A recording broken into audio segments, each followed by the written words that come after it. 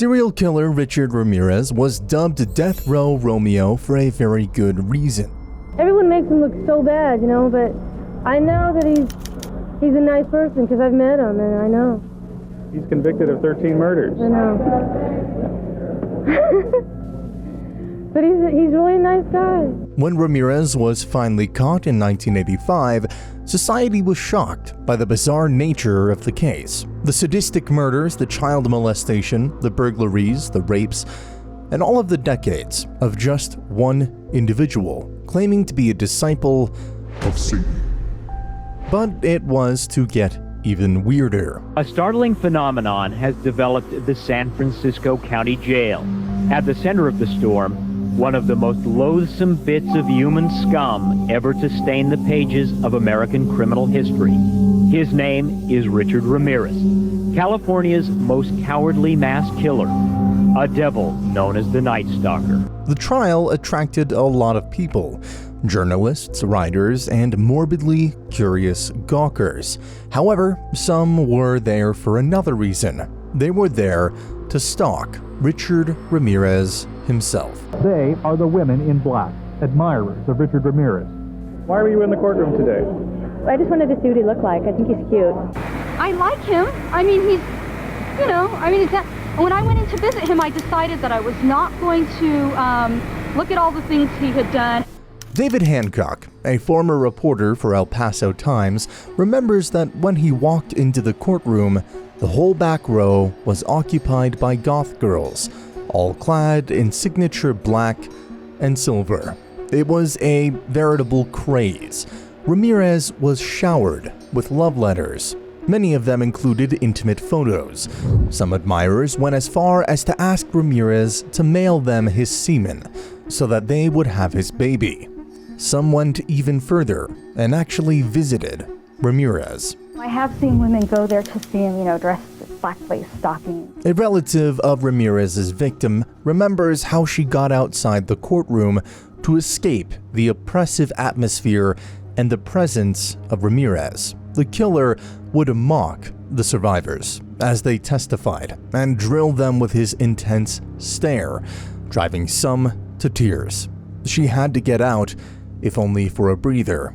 But when she sat down on a bench outside, she noticed how the person sitting next to her had a pentagram drawn on the palm in imitation of Ramirez. But it wasn't all goth kids, Satanists, and other black sheep that had flocked to the hearings. The thing that really astonished me in this is the attention of what you'd describe as otherwise intelligent and capable women attracted to someone who was accused of crimes of this horrific magnitude. The crowd was diverse, but extremely passionate. If push came to shove, the women were ready to fight for Ramirez's attention, literally, and grudges ran deep. Somebody was calling and she was giving me death threats and saying, you're going to die and you Why? better Because stay you're away a from friend of Richard. Richard? I suppose so, and you better stay away from Richard and blah, blah, blah, blah, blah. If I wanted to have attacked her or beat her up, I would have, and I could, but I didn't, and I won't. So she's just making that up. She's exaggerating everything. To call my house, give me 20 death threats in one night, her and some friend of hers, and then to even go as far as to say that maybe I'll have to shoot the president to show him how much I love him. She wanted to marry him and have a baby with him. Did you ask him that? That she loved him. That's what she kept saying to them. I love him, I love him. That's what she kept saying. Over time, Christine Lee proved to be more persistent than Kelly Marquez. According to Lee, she and Ramirez got engaged. However, this didn't stop Ramirez from seeing other women or corresponding with them. It would begin relatively innocent, but very soon, Ramirez would be flirting and asking for photos, preferably nude, and driving the communication onto riskier grounds, until the two were exchanging sexual fantasies. The trial stretched from July 22, 1988 until September 20th, 1989, when the jurors found Ramirez guilty on all charges: 13 counts of murder, 5 attempted murders, 11 sexual assaults, and 14 burglaries. Finally, on November 7, 1989, Ramirez was sentenced to death in California's gas chamber. But it was far from over, as Ramirez had to be put on trial in San Francisco as well. With the case widely publicized by the media, Ramirez seemed to only grow in his notoriety. The San Francisco jail that held Ramirez was besieged by the groupies. His admirers fought for his time, sometimes physically, and it disrupted jailhouse routines so much that Ramirez had to be moved to San Quentin in September of 1993 and await his trial on death row there. Arguably, the strangest Ramirez groupie of all was Cynthia Haden, one of the jurors that sentenced Ramirez to the gas chamber. After the conviction, Cynthia realized that Ramirez had an inadequate defense case. His lawyers were inexperienced and failed to present mitigating evidence and address important things, like Ramirez's upbringing. He didn't get a fair trial. And Cindy, you care for this man? Yes, I do. That's just one side of him. But that's a dreadful side. That's a Well, everybody has a dreadful side. I think he's a caring guy sometimes. How can you have any kind of emotionally positive feelings toward a butcher? I look beyond that. It got even weirder when in 1996, Ramirez remarried Doreen Lioy, a 41-year-old freelance magazine editor and a devout Christian virgin, in a visiting room at San Quentin prison. Lioy had been in correspondence with him for years, having first written Ramirez back when he was on trial in Los Angeles. She'd been his fiancée since 1988. There are many who would look at Richard Ramirez in the eye and say, he is the face of evil. Mm-hmm. And yet you look at him and you see the man of your dreams. Yes. Who needs glasses here? I can't help the way the world looks at him. They don't know him the way I do. Lioy's relatives called her a recluse who lived in a fantasy world, and after the marriage, they disowned her. But the social stigma wasn't the only blow to Doreen. Little is known about their relationship up to that point, but in 2009, a DNA test confirmed that Ramirez raped and murdered 9-year-old May Leung. Doreen's card house fell apart. She filed for divorce right away, and it looks like Ramirez couldn't care less. He continued to correspond with other women, and by the time of his death in 2013, he was engaged to a 23-year-old writer. What possessions he had, he left to his blood relatives, so Doreen was a mere throwaway after all, just like the rest. So what's the mystery behind the Night Stalker's magnetism? What drew so many black fires to Ramirez? Witnesses say that he did smell like a goat. Although humans are part of the animal world too, it takes more than a pheromone to do the trick. On the surface, it was Ramirez's looks. He's a good-looking guy, or he was a good-looking guy. Not inside, obviously. She knew about this ace up his sleeve and used it profusely, dressing up to court and turning on his charisma to the maximum. Ramirez's satanic inclination, coupled with his arrogant, disrespectful behavior, was also working to his advantage. Seasoned with rhetoric and pathos-heavy lines, it made him look like a veritable rebel. Legions of the night breed, repeat not the errors of Nightcrawler and show no mercy. I will be avenged. Lucifer dwells within us all. He was an outlaw, an outcast, and it appealed to the people that disdained authority as much as he did. What are you attracted to? I think he broke away from the system. And I think he was fed up. It's a shame how few saw Ramirez through and recognized how much of a trick his eloquence was. Killing is killing, whether done for duty, profit, or fun. Men murdered themselves into this democracy. You're good at reading your script, Richard, but you're not much at answering my direct questions.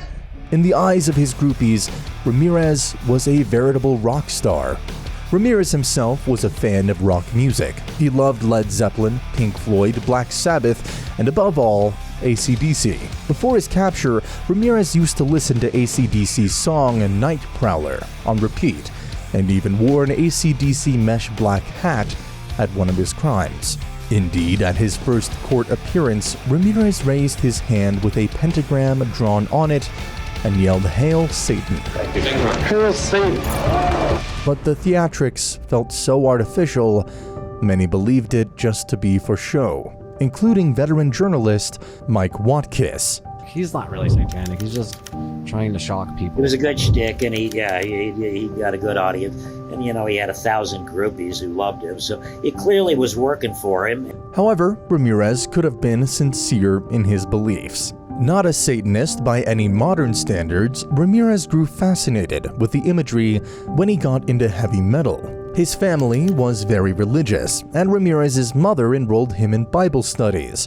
If anything, it only fueled Ramirez's interest in Satan and the fallen angels. After the studies, he went straight to the library and read everything in reverse, paying close attention to the devil and his minions instead of Jesus. By the end of page 14, Ramirez was a heavy drug user. He drank alcohol and smoked weed before, but now it was the time of mind-altering substances like LSD, which he popped frequently. His older cousin Mike was there with him, happily sharing the substances and bragging about his kill and rape spree in Vietnam.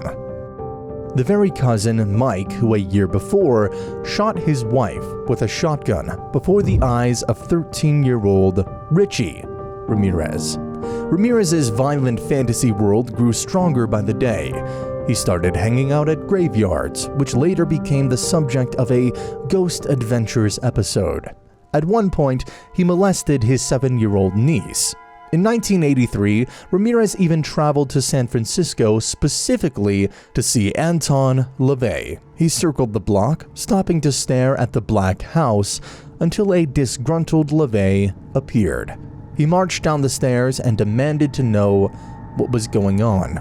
Ramirez was very nervous in the presence of his idol. "I just wanted to meet you, Dr. Lavey," he blurted out and stuck out his hand. Lavey ignored it.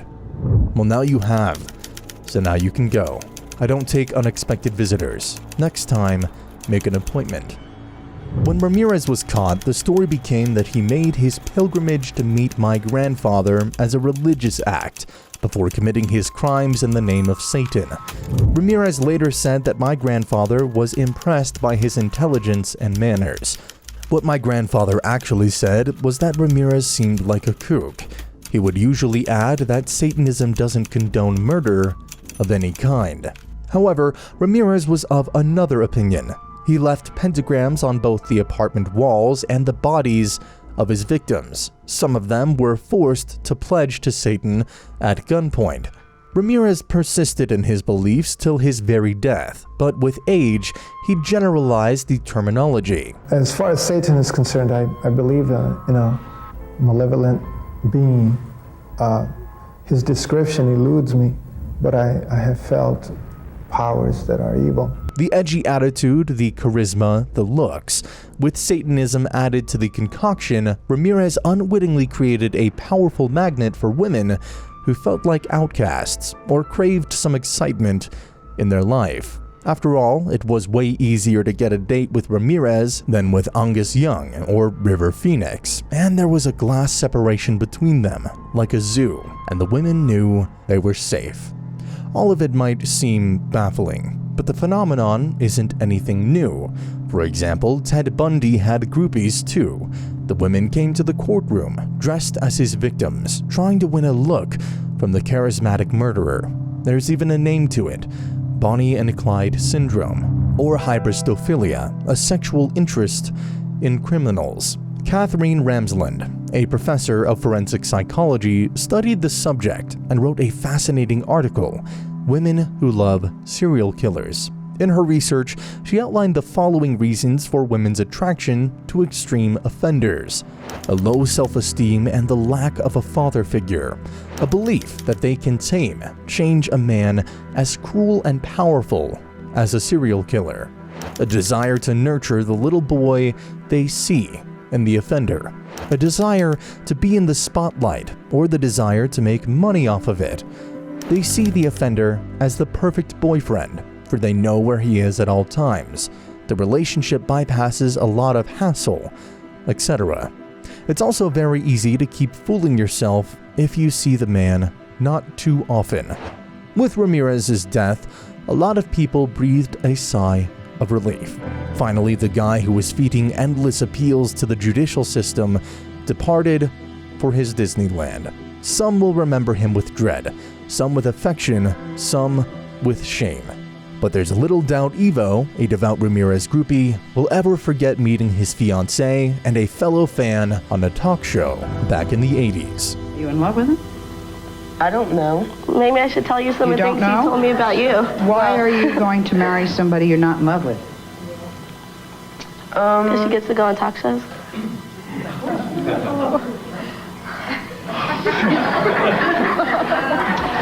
Well, we hope you enjoyed the twisted tale of the woman who stalked the Night Stalker. Like, subscribe, stay safe, and be mindful that looks and charisma can be deceitful.